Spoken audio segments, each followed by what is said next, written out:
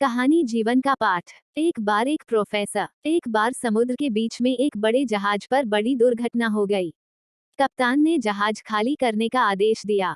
जहाज पर एक युवा दंपति थे। जब लाइफ बोट पर चढ़ने का उनका नंबर आया तो देखा गया नाव पर केवल एक व्यक्ति के लिए ही जगह है। इस मौके पर आदमी ने अपनी पत्नी को अपने आगे से हटाया और नाव पर कूद गया।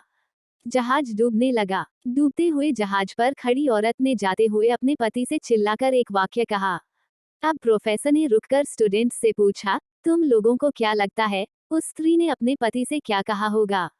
ज्यादातर विद्यार्थी फौरन चिल्लाए, स्त्री ने कहा होगा मैं तुमसे नफरत करती हूँ।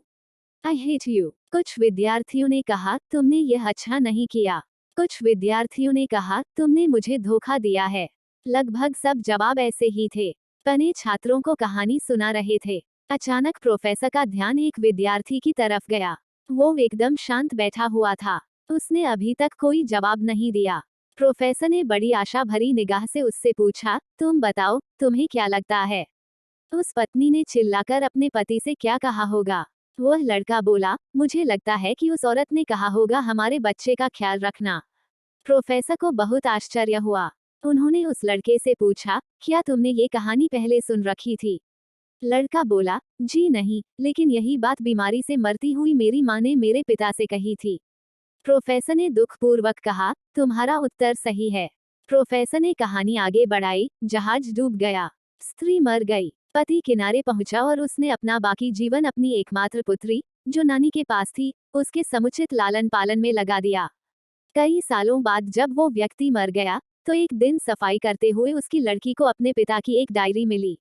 डायरी से उसे पता चला कि जिस समय उसके माता पिता उस जहाज पर सफर कर रहे थे, उसकी मां तब एक जानलेवा बीमारी से ग्रस्त थी और उनके जीवन के कुछ दिन ही शेष थे। ऐसे कठिन मौके पर उसके पिता ने एक कड़ा निर्णय लिया और लाइफ बोट पर कूद गए। उसके पिता ने डायरी में लिखा था, तुम्हारे बिना मेरे जीवन का कोई मतलब नहीं। मैं तो तुम्हारे साथ ही समंदर में समा जाना चाहता था, लेकिन अपनी संतान का ख्याल आने पर मुझे तुमको अकेले छोड़कर जाना पड़ा। जब प्रोफेसर ने कहानी समाप्त की तो पूरी क्लास में शांति थी। इस संसार में कई सही गलत बातें और कई जटिलताएं हैं जिन्हें समझना आसान नहीं। इसलिए ऊपरी सतह से देखकर बिना गहराई को जाने समझे हर परिस्थिति का एकदम सही आकलन नहीं किया जा सकता है। दोस्तों के साथ खाते पीते, पार्टी करते समय जो दोस्त बिल अदा करे, जरूरी नहीं उसकी जेब नोटों से ठसाठस भरी हो, बल्कि उसका अपने दोस्तों के लिए दिल बड़ा हो। जो लोग हमारी मदद करते हैं, जरूरी नहीं वो हमारे एहसानों के बोझ तले दबे हों। वे हमारी मदद करते हैं क्योंकि उनके दिल में दया और करुणा है। आजकल जीवन कठिन इसीलिए हो गया है क्योंकि हमने लोगों को दिल से समझना छोड़ दिया और ऊपरी तौर पर जज करना शुरू कर दिया है। थोड़ी सी समझ और थोड़ी सी मानवता ही हमें सही रास्ता दिखा सकती है। प्रियजनों, जीवन में ऐसे कई पल आते हैं जहां हम सही और गलत के बीच निर्णय नहीं ले पाते।